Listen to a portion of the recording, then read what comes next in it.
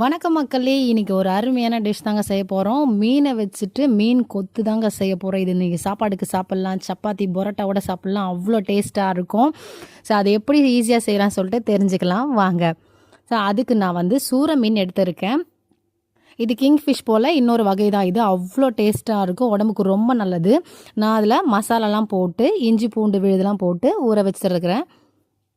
ஒரு தோசைக்கல் எடுத்துக்கலாம். அதில் ஒரு 4 டேபிள் ஸ்பூன் அளவுக்கு எண்ணெய் வந்து ஆட் பண்ணிக்கலாம். இதில் எப்போதுமே நான் வறுக்கும்போது ஒரு 3 பல்லு இல்லை 5 பல்லு வந்து பார்த்திங்கன்னா பூண்டு வந்து ஆட் பண்ணுவேன். இடித்து அதை சேர்த்துக்கலாம். மணமாகவும் இருக்கும், அதே போல் ரொம்ப டேஸ்ட்டாகவும் இருக்கும்.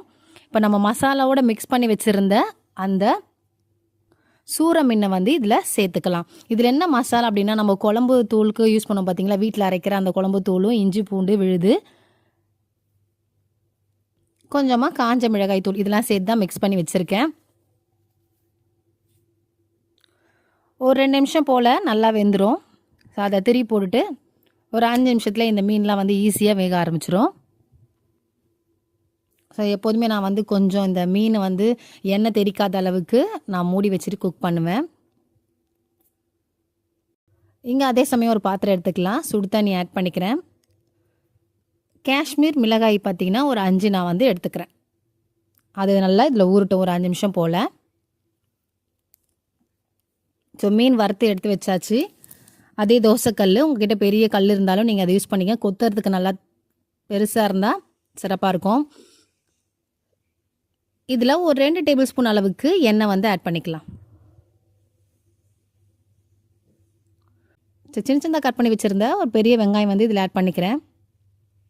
கொஞ்சமாக கருவேப்பிலை, நல்லா இந்த எண்ணெயில் வந்து வதக்கலாம்.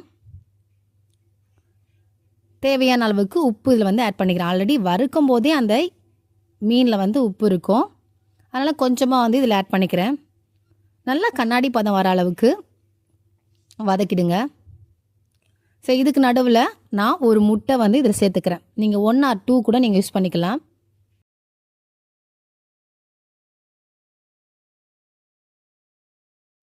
நல்லா இந்த முட்டையும் வெங்காயம் நல்லா வதக்குங்க.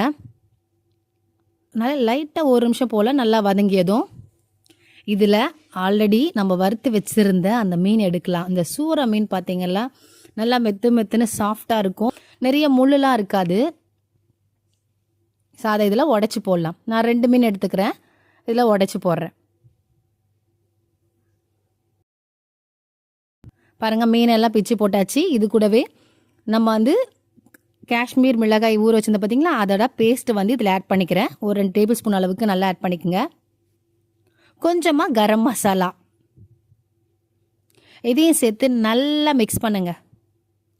நல்லா மிக்ஸ் பண்ணி கொத்த ஆரம்பிங்க. கொத்து புரோட்டா எப்படி செய்வாங்களோ அதே போல் நல்லா கொத்த ஆரம்பிங்க.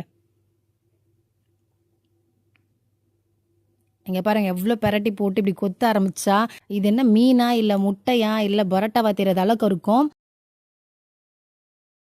ஒரு சொரா புட்டு எந்த அளவுக்கு செய்வாங்களோ அந்தமாரி டேஸ்ட்டில் இருக்கும். இதை நீங்கள் சாப்பாடோடு வச்சு சாப்பிட்லாம், இல்லை பரோட்டா சப்பாத்தியோடவே வச்சு சாப்பிட்லாம். அவ்வளோ டேஸ்ட்டாக இருக்கும். லைட்டாக கொஞ்சமாக நீங்கள் பெப்பர் ஆட் பண்ணி கூட சாப்பிட்லாம். ஸோ அவ்வளோதான், ரெடி ஆகிடுச்சு மீன் கொத்து. உங்கள் வீட்டில் செஞ்சு பாருங்கள். பிடிச்சிருந்தா லைக் பண்ணுங்கள், ஷேர் பண்ணுங்கள். தேங்க்யூ.